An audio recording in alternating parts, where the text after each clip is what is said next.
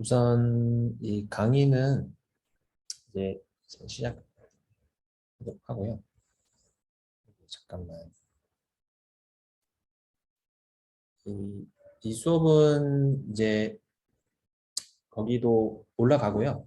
웹에도 올라가고 그리고 실시간으로도 이야기를 나누면 좋을 것 같아가지고 이렇게 시작을 하게 되었습니다.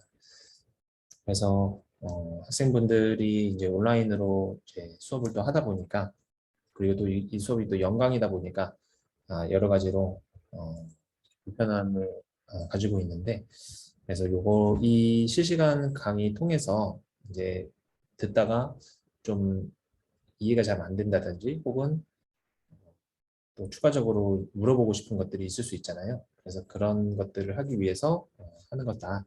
이렇게 이해해 주시면 되겠습니다.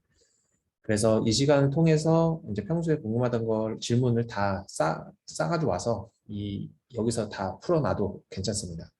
그래서 좀 이거는 인터랙티브하게 좀 진행을 하려고 하니까 그렇게 이해하시고 하면 될 것 같고요. 그래서 이제 실시간에 듣는 분들은 이제 출석 체크도 이제 이걸로 할 수 있도록 이제 도움을 드리도록 하겠습니다. 그래서 얘기해 주시면은 출석 바로 다 반영을 진행을 하겠습니다. 그래서 오늘 이제 강의를 이제 시작을 해보도록 하겠습니다.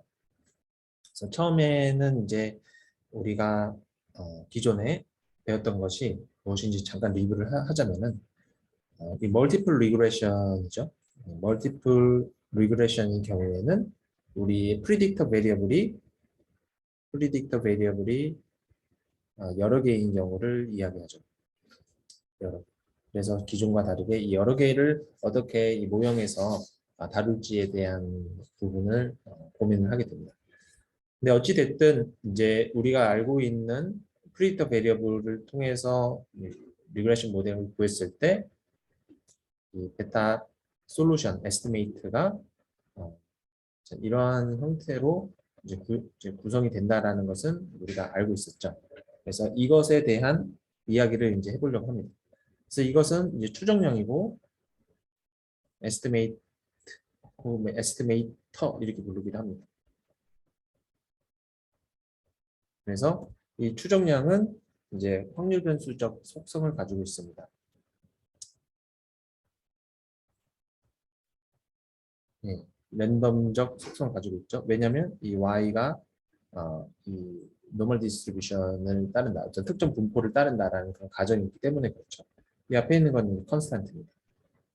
그래서 이제 이 에스티메이터를 이 추정량이 이제 확률 변수적 속성을 갖기 때문에 우리가 이 확률 변수적 속성을 어떻게 이해할지에 대한 이야기를 이제 해보도록 하겠습니다. 확률 변수를 여러분들이 확률 변수가 아니라 이 추정량을 평가하는 기준은 크게 두 가지입니다. 첫 번째는 수리 통계학을 들었으면 알 텐데 바이어스드니스, 편의, 한국말로 하면 편의라고 합니다. 그래서 편의를 측정하고요. 그리고 두 번째는 추정량의 분산입니다. 편의는 작으면 작을수록 좋고요. 작으면 작을수록 굿. 그리고 분산도 작으면 작을수록 굿. 네, 이렇게 합니다. 그래서 나중에 이제 이 두 가지를 합쳐서 보는 것이 민스퀘어 에러라고 해서 분산과 바이어스의 제곱 이렇게 해서 하나로 이제 표현하기도 하죠. 민스퀘어 에러로 하나로 표현한 것이고 결과적으로는 이 민스퀘어 에러는 이 두 가지예요. 바이어스니스와 분산. 그래서 여러분들이 앞으로 만나는 이 추정량은 평가를 꼭 해야 된다라는 것을 잊지 말아야 됩니다. 근데 여러분들이 마주한 이 추정량이 다음과 같이 존재하는데 첫 번째 편의. 편의는 어떻게 정의가 되냐면 이 추정량이 지금 우리는 이 추정량이 베타 햇이니까 베타 햇이라고 표현하고 그리고 베타 햇의 그 트루값 이건 트루값이고요. 이거는 estimate 추정량 값입니다. 이 두 개의 차이예요. 이 두 개의 차이. 이 차이가 편이에요.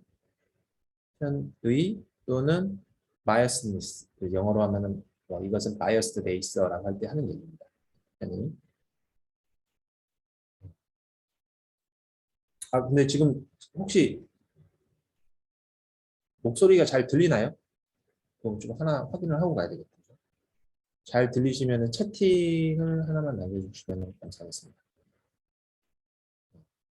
잘 들리시네요. 네. 그래서 이게 편이고 그 다음에는 이제 분산입니다. 분산은 이렇게 표현이 되죠.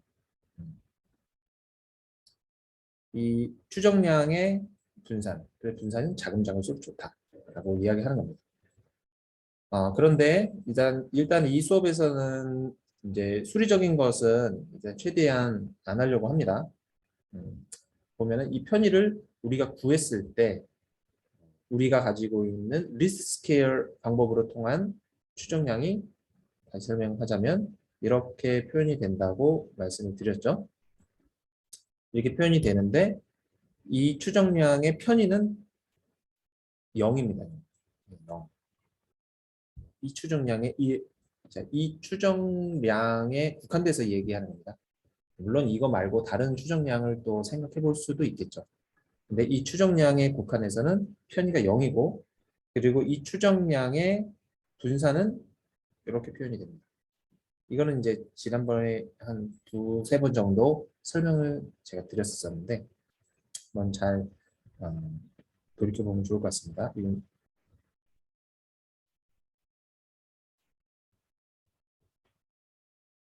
빼버릴까요? 이렇게. 네. 그래서 여기 분산이 나와 있죠. 분산이 나와 있는데 특징이 뭐냐? 여기 X에 대한 분산이 여기 들어간다고 얘기해 드렸죠.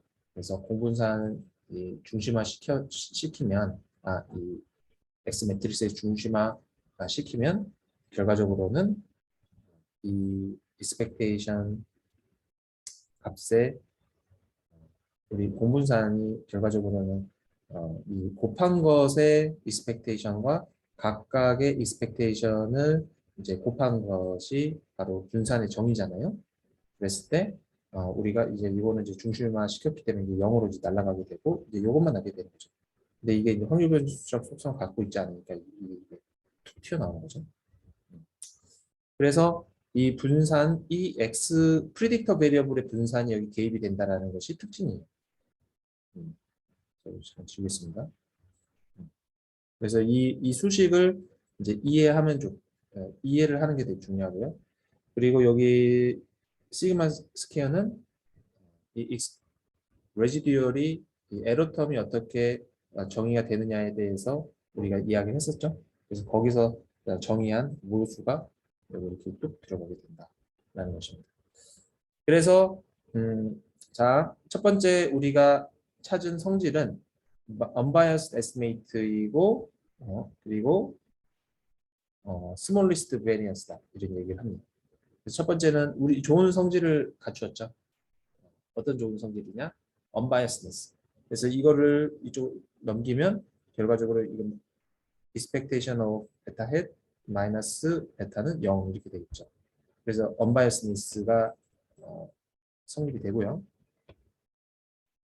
이제 두 번째는 smallest variance인데 이게 문제인데 이거는 이제 소위 가우스-마르코프 정리라는 그런 어떤 수리적인 이 정리를 통해서 증명이 되어 있는 상태입니다. 그래서 우리는 이 수업에서는 그냥 그게 그렇다라고 받아들이도록 하겠습니다. 자, 그러면 자, 우리가 여기서 내릴 수 있는 결론이 사실 되게 중요합니다. 어떤 결론을 내릴 수 있느냐?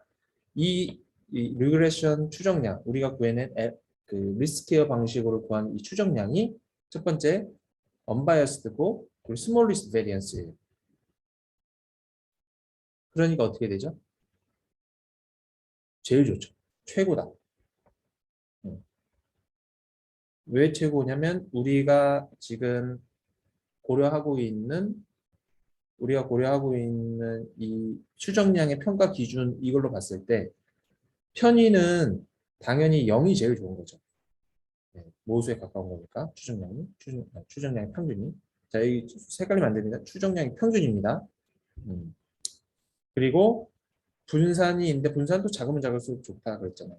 그런데 우리가 구해낸 리스케어 에스티메이터가 우리가 생각할 수 있는 우리가 고려할 수 있는 에스티메이터 중에서 최소의 분산을 갖는다.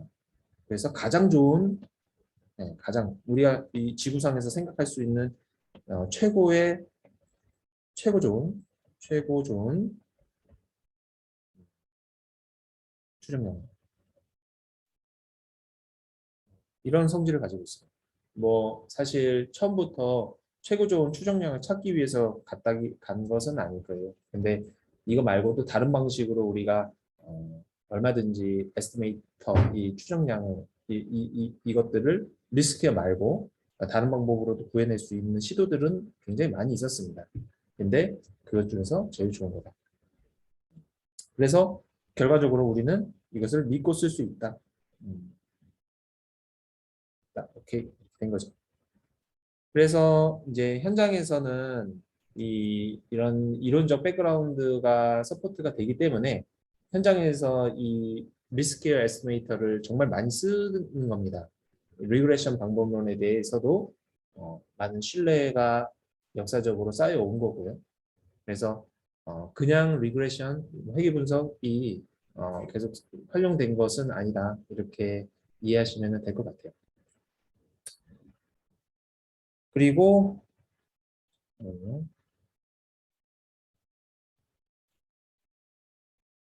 잘 모르겠습니다. 이 편하고 좋네요.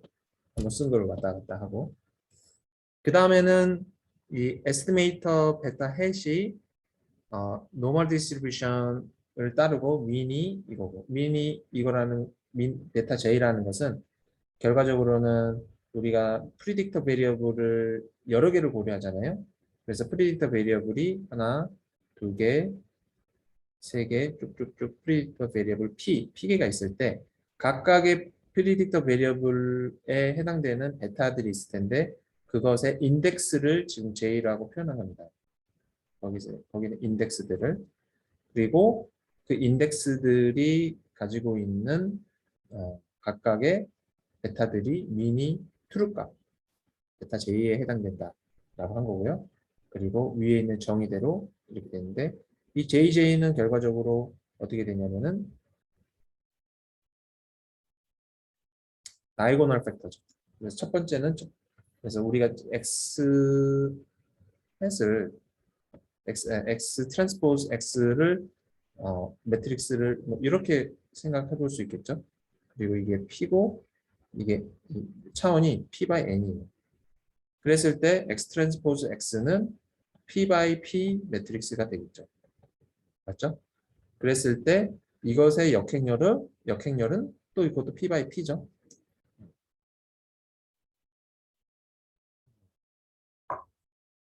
그랬을 때 여기에 있는 다이고널 팩터가 각각의 이 추정량을 하기 위해서는 이제 위에 햇을 붙여야죠. 이 각각의 추정량의 분산이 되는 것이다 라는 것입니다. 여기에는 분산 물론 여기 시그마 스퀘어 곱해야죠. 그래서 여기가 여기 이렇게 곱했다고 했을 때 결과적으로는 여기 이 팩터를 C11 여기에 있는 컴포넌트를 C22 여기 있는 컴포넌트를 CPP 이렇게 되겠죠. 그래서 여기 앞에 있는 컨스탄트 시그마 스퀘어와 곱해서 시그마 C11이 결과적으로 베리언스 추정량 1 이렇게 되는 거죠. 이런 식으로 쭉 설명을 할 수 있겠다라는 것입니다. 여기서 만약에 완벽하게 이 X 변수들이 인디펜던트 하다고 하면은 이건 지금 이 값은 여기에는 다이고널 팩터가 이렇게 있을 거고 여기는 다 0입니다. 그럼 특수한 컨스탄트가 여기 있을 거고 독립이기 때문에 이거를 이제 서로 X 변수들 간의 코릴레이션이 없다, 코베리언스가 0이다 라고 한다면은 여기가 0이 되고, 그러면은 사실은 이 값의 역수를 여기다가 취할 수 있거든요. 이 값들에. 그래서 이 역수 값을 이야기하고요. 근데 여기서 이제 실전에서는 이 x 프리디터 베리어블이 이렇게 완벽하게 인디펜던트 하지는 않습니다. 그렇기 때문에 이 값의 역수를 취할 수가 없고, 그러니까 인버스를 구하는 데 있어서 우리가 일반적인 역행렬 구하는 그 방법론 있잖아요. 그래서 그 역행렬 구하는 방법론을 써야 됩니다. 근데 이게 차원이 크면, 작으면은 여러분들이 뭐 AD-BC 분의 1 뭐 이런 식으로 해갖고 배우는 역행렬 구하는 것들이 있었지만, 실제로는 이 차원이 커지면 이 역행렬 구하는 문제가 쉽지가 않아집니다. 그래서 이 역행렬 구하는 문제를 해결하는 그런 문제들을 좀 효율적으로 하고, 어떻게 우리가 해결해 나갈 수 있을지, 그런 누메리컬하게 푸는 컴퓨팅 알고리즘, 이런 내용들이 추가적으로 앞으로 배우셔야 할 내용들입니다. 잠깐 이제 다른 이야기를 또 드리자면은, 이 빅데이터의 시절에 이제 우리가 있잖아요. 그런데 이 빅데이터는 되게 이 n이 크거나, n은 이제 데이터의 observation 개수죠. 또는 이 p가 큰 경우를 의미합니다. 빅데이터 자체가. 사실 뭐 정의가 완벽하지 않죠. 빅데이터란 정의를 누가 내리는 그런 개념은 아직은 확고하게 동의가 된 개념은 없어요. 하지만 데이터 스토리지가 많아지고 프로세싱 유닛이 개발됨에 따라서 우리가 다룰 수 있는 이 폭이 점차적으로 커짐에 따라서 그냥 우리가 빅데이터 이런 식으로 애매하게 이야기를 만들어 온 것 같아요. 그랬을 때 우리는 처음 우리 통계학도들은, 여러분들 이제 통계학도잖아요. 통계학도들이 그런 빅데이터 전문가가 되기 위해서 어떠한 노력을 해야 되느냐라는 이제 생각을 해볼 수가 있겠습니다. 그러면 타겟팅이 크게 보면은 P가 커지는 경우, 그러니까 결과적으로는 여기서 멀티플 리그레션이죠. 멀티플 리그레션이 막 이렇게 P가 커짐에 따라서 다루기가 어려울 정도로 P가 커지는 겁니다. 여러분들이 만약에 추후에 이제 졸업 이후에 뭐 의생명 관련한 데이터를 다루고, 특히 유전체 데이터를 다루게 되면은 몇십만 개, 몇백만 개의 P입니다. 여기가 밀리언 단위입니다. 밀리언 단위. 그래서 몇백만 개입니다. 밀리언. 그래서 밀리언 단위의 그 문제들을 해결을 하게 됩니다. 그러면은 굉장히 어렵죠. 네. 유전체 이런데 DNA 시퀀스가 3빌리언, 30억입니다. 여러분들 레퍼런스, 우리 인체가 기본적으로 레퍼런스 지nom이라 그래가지고 DNA 뉴클레오타이드 이 기본 유닛이 30억 개를 기본으로 하고 있거든요. 근데 그거를 줄여가지고 몇백만 단위의 요약된 형태로 이렇게 익스프레션 레벨을 뽑아내기도 합니다. 근데 그랬을 때 우리가 어떻게 문제를 해결하느냐에 대한 문제죠. 지금 이 이야기를 조금 드린 이유는 추정량에 대한 성질을 얘기하기 때문에 그런 거예요. 또 다른 예제로는 n이 이렇게 커지면 또 어떻게 되느냐. n이 커지면은 무한 반복을 또 할 수는 없잖아요. 그리고 우리가 할 수 있는 컴퓨팅의 어떤 능력도 한계가 있고. 그래서 이거는 어떻게 보면 컴퓨팅의 능력과 관계된 부분이고요. P가 막 늘어나면은 전통적인 어떤 통계 기법들을 통해서 어떻게든 P를 솎아내고 요약하고 뽑아내는 그런 일들을 해야 됩니다. 그래서 이거는 조금 더 이 P가 늘어나는 것, 이 멀티플 리그레션에서 이 변수의 개수, 프리디터 베리어블의 개수가 막 무한정 늘어나는 거는 이제 앞으로 이제 이 통계학도의 길을 걷게 된 여러분들이 보다 본격적으로 다루어야 할 내용입니다. 그래서 그것을 하기 위해서 그런 기본적인 내용들을 지금 맛보기로 하고 있다라고 생각을 하시면 될 것 같아요. 그래서 이것을 기반으로 해서 점차적으로 지식이 이제 확장이 되면서 나중에 이 많아진 피를 여러분들이 어떻게 컨트롤할 수 있는 테크닉들을 하나 두 개씩 탑재를 하게 되죠. 그래서 이제 제 대학원에 오게 되면은 대학원에서는 이거보다 한 단계 더 이제 발전된 걸 배우는데 이 generalized linear 모델을 배우게 됩니다. 그래서 어떠한 상황에서도 일반적인 상황에서도 그 스페셜 케이스들을 고려할 수 있는 가정이 완화된 generalized linear 모델을 이제 제시를 한다라고 그 정도까지만 이해하시면 될 것 같아요. 그래서 그러한 피해에 대한 관점을 우리가 다뤄야 되고, 그럼 여기서 좀 짤막하게 생각을 해보자면 이 피해에 대한 것을 문제가 여기서 첫 번째 나타나죠. P가 커지면은 역행렬, 인버스 행렬을 그려야 되는데 인버스 행렬이 P 바이 P가 너무 크다. 라고 하면 어떻게 되죠? 인버스 행렬 구하기가 너무나도 어려워지고, 그리고 이게 거의 기하급수적으로 인버스 행렬 구하는 메모리가 소용이 들게 됩니다. 그렇게 됐을 때 어떻게 첫 번째 인버스 행렬을 어떻게 구하느냐, 어떻게 표준을 구하느냐에 대한 문제를 해결해야 될 수도 있고, 인버스 행렬을 아예 처음부터 조그맣게 만들어야 될 수도 있습니다. 이 인버스 행렬 조그맣게 만들기 위한 기법들이 그것도 있죠.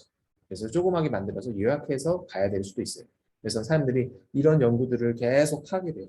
그래서 이런 연구들을 할 수 있는 방향으로 공부를 계속 지속하는 것이 이제 현 시점에서의 빅데이터 전문가로서 역할을 할 수 있는 전문 기술이다라고 이해하시면 될 것 같습니다. 하지만 또 계속 반복되는 이야기인데 이 수업에서 그런 것을 다룰 수는 없어요. 그거 말고 더 기본적인 것을 지금은 기본적인 것을 명확하게 이해하는데 기초를 쌓는데 이 목표를 두고 공부하시는 것을 권해드리는 바입니다.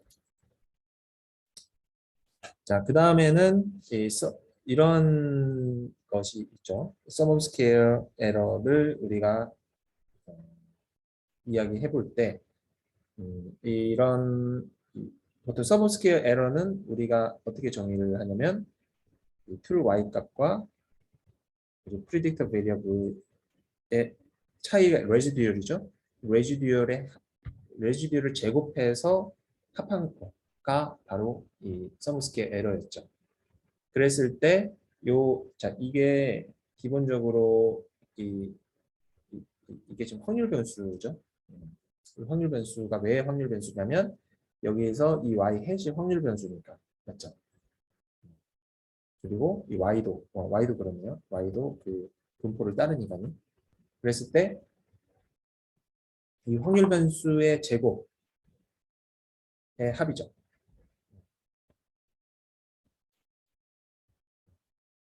확률 변수의 제곱합 그리고 우리가 초창기에 정의하였던 이 에러 텀의 분산에 해당되는 이 시그마 스퀘어. 이거는 주의해야 될 게 이게 지금 이 분산의 추정량이 아니라 모수값입니다. 이 모수값을 이렇게 대동시켰을 때 이게 수리적으로 풀어내면은 표준 표본 표준 편차 표본이 아니라 표준 정규 분포 표준 정규 분포의 제곱 형태로 나오게 됩니다. 그리고 그 제곱 형태의 합으로 나타나게 돼서 결과적으로는 표준 정규 분포의 제곱 카이스퀘어 분포의 합 이렇게 표현이 되게 돼요. 그래서 결과적으로 이게 카이스퀘어 제곱으로 카이스퀘어 제곱 카이스퀘어 분포로서 표현이 되게 된다. 그래서 나중에 이제 이러한 이 분포를 이용해서 이 분포를 이용해서 가설 검정을 시도할 수 있게 됩니다. 그래서 이거는 이제 이거 자체가 의미가 있다기보다는 이러한 성질을 이용해서 이런 도출된 성질이죠. 성질을 이용하여 추후에 가설 검정할 때 활용을 할 수가 있게 됩니다. 그래서 그렇게 이해하시면 될 것 같아요. 그래서 이게 왜 이렇게 되느냐에 대한 것은 뭐 구글 돌려봐도 나오기는 하는데 일단 요건 이렇게 받아들이고 이런 성질이 있구나. 그래서 이 시점에서는 확률 변수의 합에 어떤 특정한 어떤 가정이 된 값을 곱했더니만 이게 카이스케 분포를 따른다. 그렇구나. 그래서 이 레지듀얼 제곱이 이렇게 카이스케 분포를 따를 수 레지듀얼이 이제 그 결과적으로 확률 변수적인 성향을 가진 거니까요. 그렇게 이해하시면 될 것 같습니다.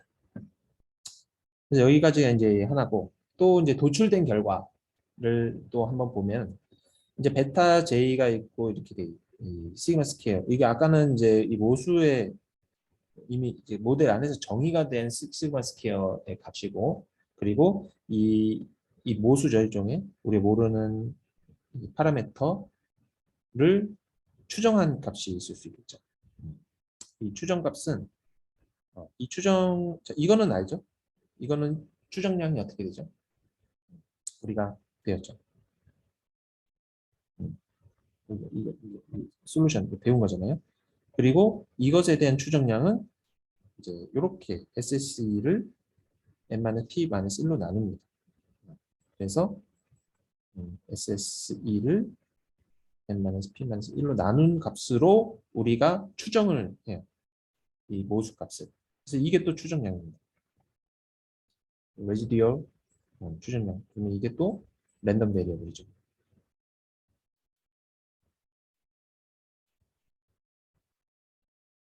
그래서 이것도 랜덤 베리어블 이렇게 돼 있는데 이제 여기서 우리가 도출된 성질을 또 하나 보는 겁니다.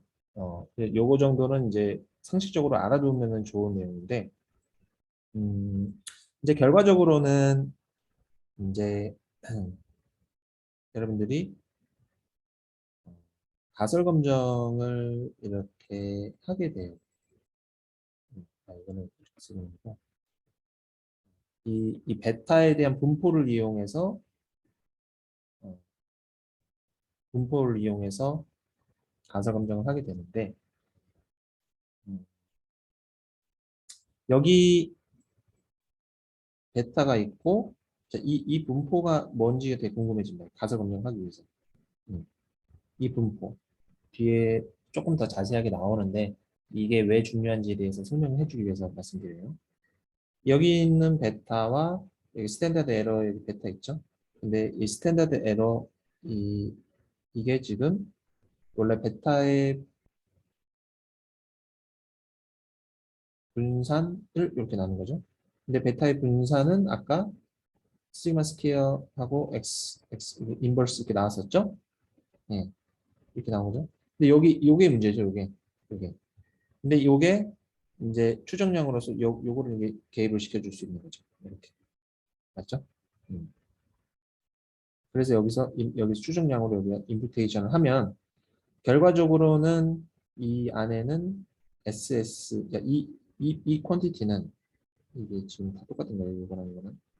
근데 이 퀀티티가 결과적으로는 이 시그마 스퀘어 햇인데 시그마 스퀘어 햇을 어떻게 추정하냐면 이 SSE 나누기 n-p-1로 이걸로 하잖아요. 그런데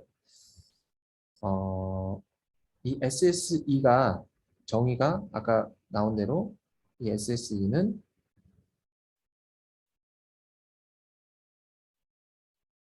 y 마이너스 y 햇 이게 되죠.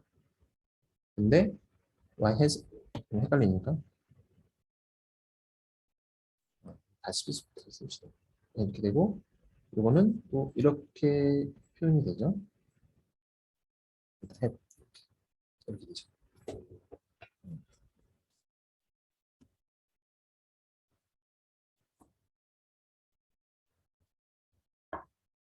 그런데 지금 여기는 이제 분자에 해당되는 거잖아요. 여기 S. 지금 여기서부터 내려오는 거죠. 쭉쭉 내려오는데 이 분자에 해당되는 퀀티티 중에 하나가 이 베타 해지잖아요. 음, 여기 이 시그마 스퀘어가 베타 햇하고 연결이 되어 있잖아요. 맞죠? 그런데 위에는 또 베타 햇이 있잖아요. 그러니까 여기도 지금 퀀티티가 이 SE 안에 있는 여기 안에 있는 퀀티티 를 구성하는 내용 중에 하나가 베타 햇이 여기 들어가 있는데 그 위에도 베타 햇이 있잖아요. 근데 어떻게 이게 독립이 될 수 있느냐의 의미입니다.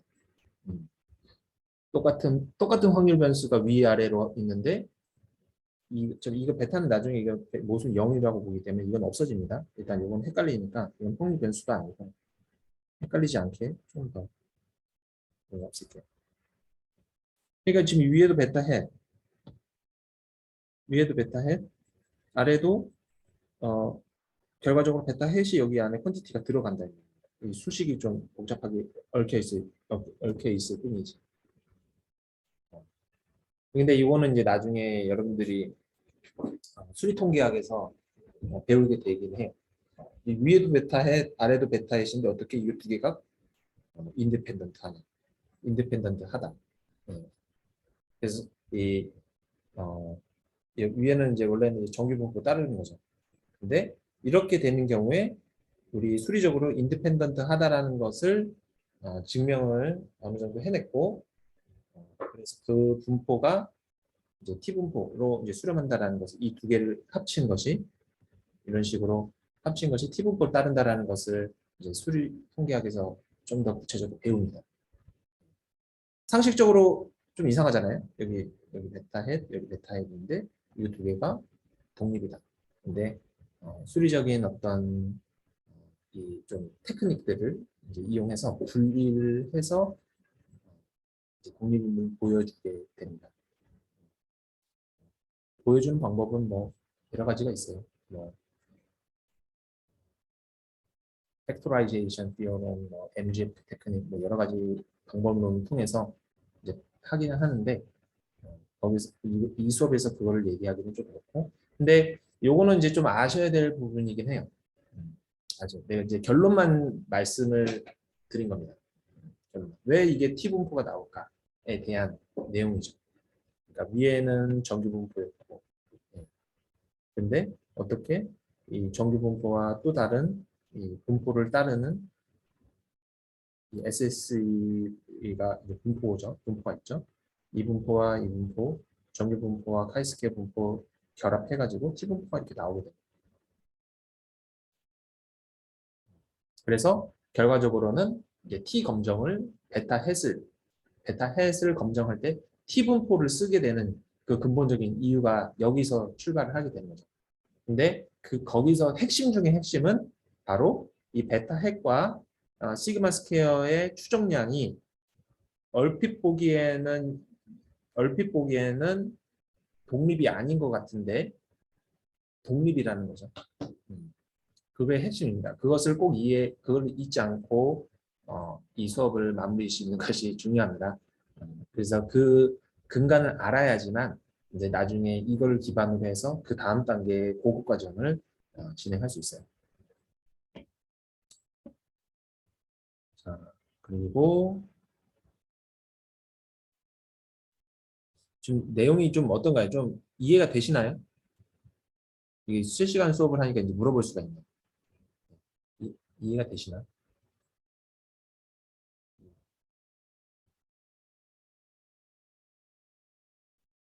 그래서 원리를 이해되시는군요. 다행입니다. 그래서 원리를 계속 이제 하나 두 개씩 이제 체크를 해 나가겠습니다. 자, 그 다음은 normal distribution이다. 뭐 이건 베타 햇이 normal distribution을 따른다고 우리가 알고 있죠. 그리고 요 뒤에 diagonal factor에서의 분산을 갖는다라는 것은 아까 뒤에서 여기서 설명했죠. 두 번째에서. 그래서 이렇게 이해하시면 될 것 같습니다. 그래서 오늘의 하이라이트는 여기다. 네, 오늘 하이라이트. 이게 만약에 수리적인 것이 사실 궁금하면은 사실 이제 구글에다가 돌리거나 아니면 수리통계학 책 보면은 대문짝만 그렇게 나와 있습니다. 그거는 한 번쯤 확인해 보시면 좋을 것 같고요. 자, 그 다음에 나온 것이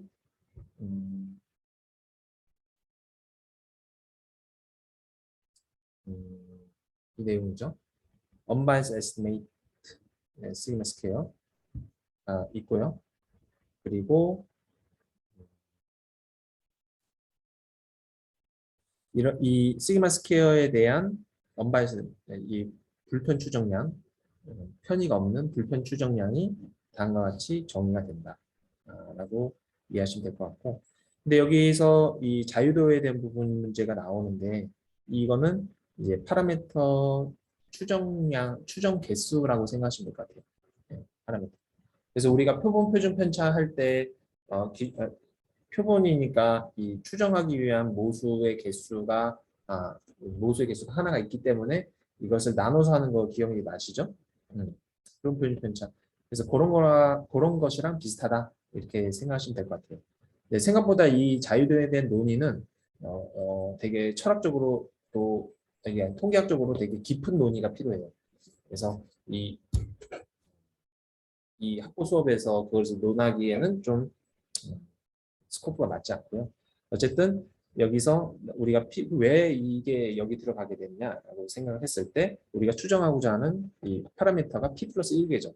우리가 컨스탄트 인터셉트도 추정해야 되고 그리고 p개의 프리딕터 베리어블이 있잖아요.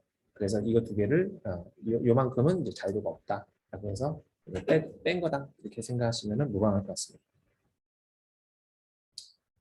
자, 그 다음 Interpretation of Regression Coefficient라고 나옵니다. 네, 여기가 어떻게 보면은 이 페이지가 어떻게 보면은 저는 이번 학기 중에서 제일 강조하고 싶은 그런 내용입니다. 자, 내용을 한번 찾아보면 베타 J는 P개의 predictive variable을 나타내는 노테이션이고 그리고 partial regression coefficient입니다. partial. 이 partial이라는 말이 되게 중요합니다. 처음에는 이제 changes in y corresponding to unit change.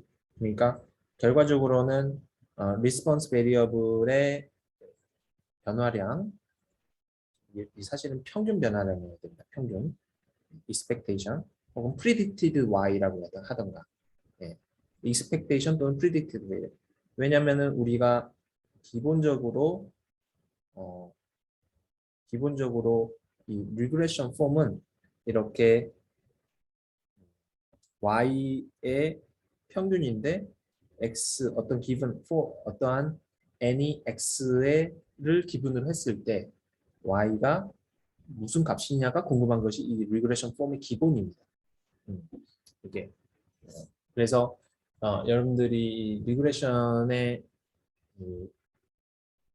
이 수식 자체가 다음과 같이 이렇게 주어지기 때문에 반드시 이 평균 x의 평균 유닛 체인지에 따라서 y의 평균 혹은 y의 predicted value의 체인지다 이렇게 이해를 하셔야 됩니다. 그래서 여기 이 y는 그 expectation y를 이야기하고 있는 겁니다. 그랬을 때 other predicted variable 하고 이렇게 됩니다. 자, 이거는 설명을 조금 더 하고요. 그래서 contribution of x가 y에 해당되는 것은 우리가 나머지 predicted variable을 adjustment를 한다. 이건 뭐 한글로 하면 보정한다 이렇게. 제가 지난 시간에 이 부분이 중요하다고 이거 말씀을 드렸는데 계속 강조를 해도 틀립니다. 이게 별거 아닌 것 같은데 리그레션을 명확하게 이 원리를 이해한 사람만이 해석을 제대로 할 수 있는 거죠. 그래서 여러분들이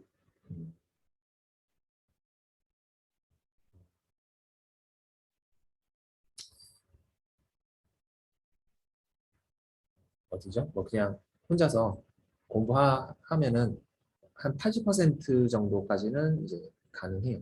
그래서 이 통계 바닥에서는 이렇게 좀 약간 80% 정도 완벽하지 않은 사람들이 너무나도 판치는 곳입니다. 판치는 표현 이상하네. 이렇게 좀 많다. 그래서 근데 여러분들은 지금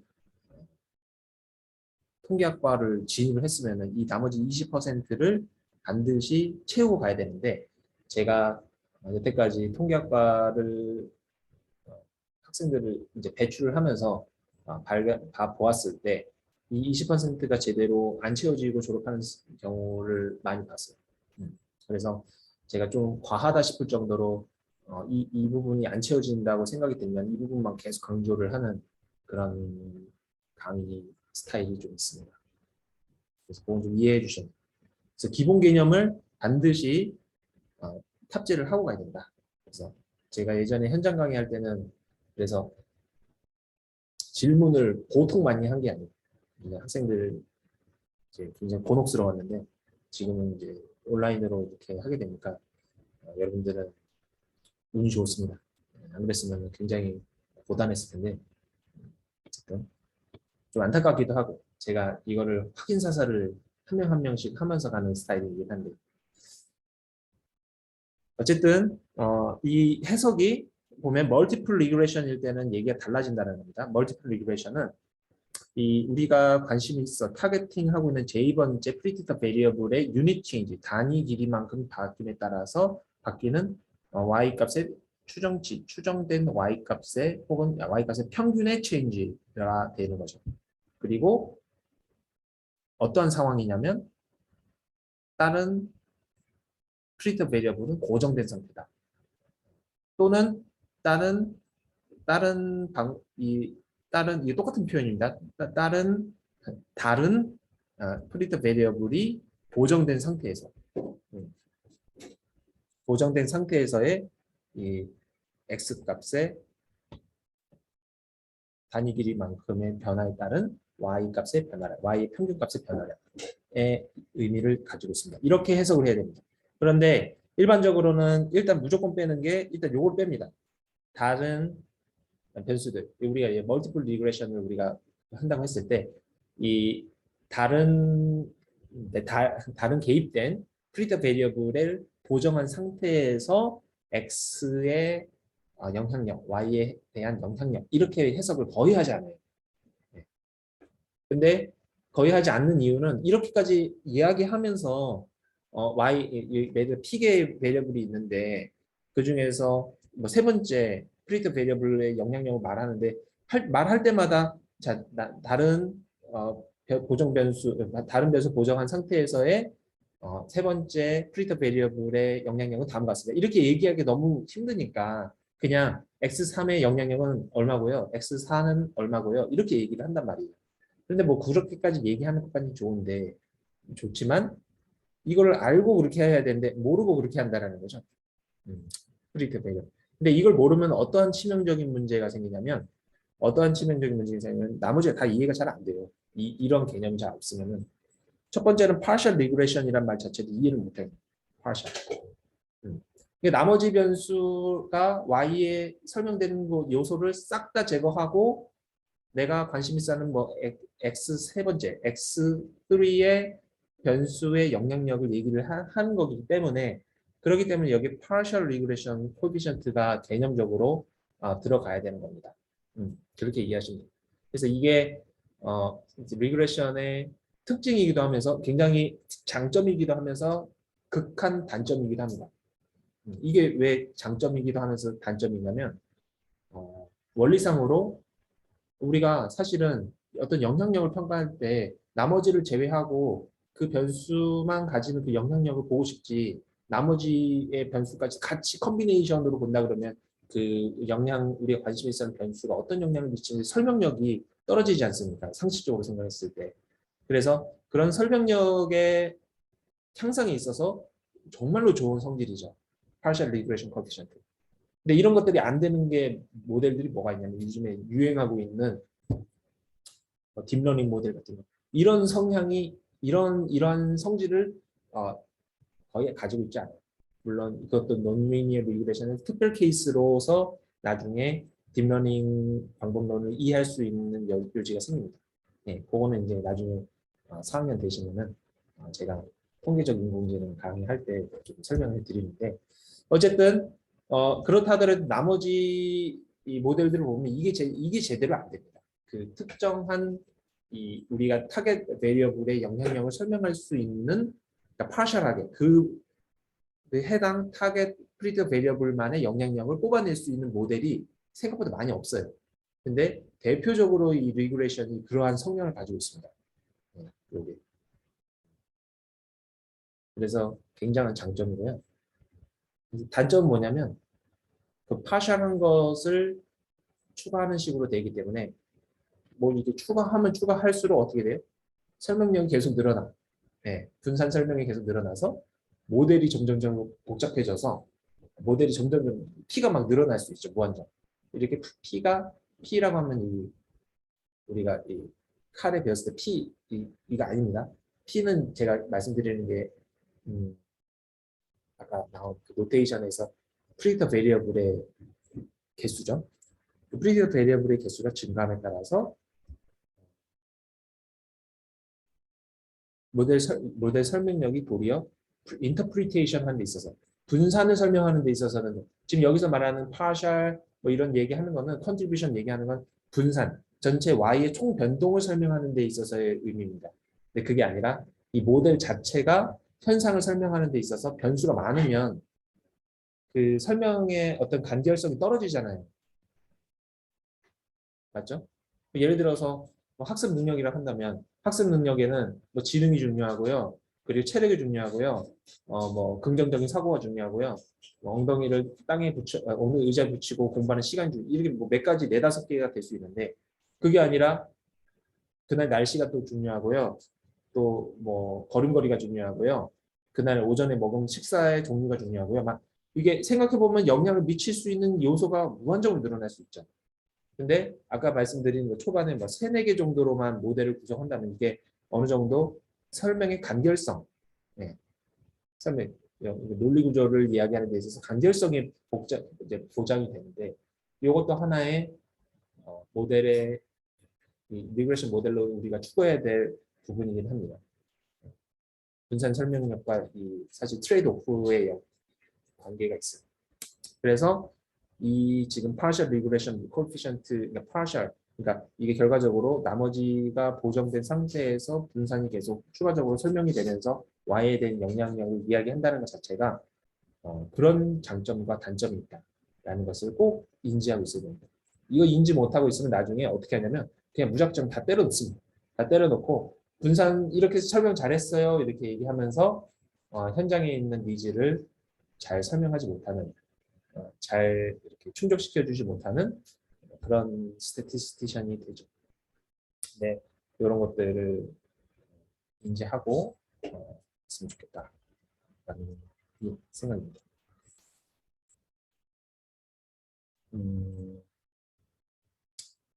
혹시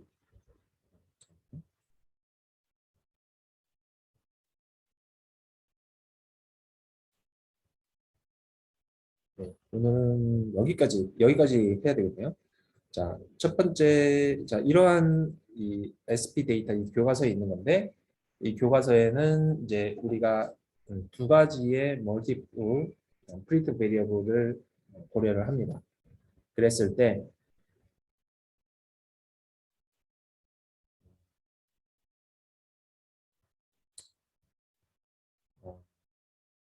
보면은 이 y가 x1이 단위 증가함에 따라서 프리디터 베리어블의 predicted y입니다. predicted y의 0.7803만큼 증가시키는 효과가 있다. 이 한국말이 참 어려워. 하지만 어떤 조건 하에서냐면 x2가 픽스드 된 거다. 또는 x2의 영향력이 보정이 된 거다. 이렇게 생각해야 돼요. 두 개 중에 하나의 표현을 꼭 써줘야 돼요. 그랬을 때 아까 말씀드린 이 partial x1에 대한 효과가 0.7803이다. partial. 물론 당연히 여기서는 리니어리티는 당연히 기본 전제로 깔려 있죠. 우리가 학기 전반부에 배웠던 내용이죠. predicted y.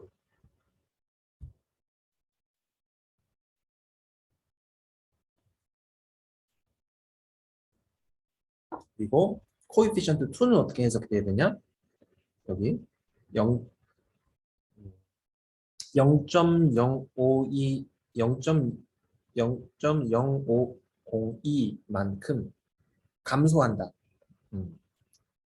어떤 무엇이 감소하냐면 y의 predicted value가 감소한다. y의 평균값이 감소한다. 언제?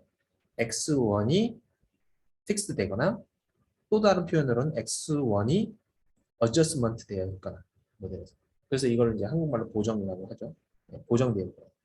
그래서 이렇게 이야기가 정교하게 되었을 때 회귀 모델을 해석이 된 거라고 봅니다. 알고 생략하는 거랑 모르고 생략하는 거랑은 틀린 거죠. 이 회귀 모델의 그 기본 프린시플을 여러분들이 꼭 정밀하게 인지해야지만 그 다음 단계에 넘어갑니다. 여러분들이 좋아하는 인공지능, 빅데이터 뭐 이렇게 하고 휘황찬란한 이 패키지 돌리면 돌아가는 것들 있죠. 그 나중에 뭐 3, 4학년들 넘어가면은 무슨 데이터 분석 챔피언십 이런 데 나가면은 그냥 무지성으로 아무거나 그냥 집어넣어가지고 막 만들어요. 그래 놓고서는 짠! 애큐러시가 이렇게 좋아졌습니다라고 한단 말이에요. 그렇게 여러분들이 분석을 해놓고서는 어떤 생각을 하냐면 이 통계학이 도대체 어떻게 쓰이는 거지?에 대한 질문을 아무것도 할 수 없게 돼요. 근데 그 문제가 바로 지금 말씀드리는 이러한 이 원리부터 차근차근히 공부하지 않기 때문에 혹은 배웠지만 그냥 그게 뭐 그 중요한 거야 이렇게 생각했었기 때문에 결과적으로는 통계학과 졸업해도 그냥 유튜브로 통계 공부한 사람이랑 별반 차이가 없게 돼요. 기준을 얘기할 수 없게 됩니다. 어려운 문제에 있어서. 어려운 문제가 발생했을 때 통계학적 기준을 세우고 그에 맞는 분석 시나리오를 만들어 나가야 되는데 그것에 대한 기본기를 잡아간다. 이렇게 생각하시면 될 것 같아요. 여러분들 너무 그 너무 앞서 나가서 공부하려고 그러지 마시고 지금 배우시는 거는 잊지 않으셨으면 하는 그런 마음입니다. 혹시 오늘 질문이 있으실까요? 질문도 하고 좋네. 원래 그래서 다음 학기부터는 이제 온라인 이제 안 해야 되겠습니다. 코로나도 끝났는데 이제 드디어 현장으로 다시 돌아가야죠.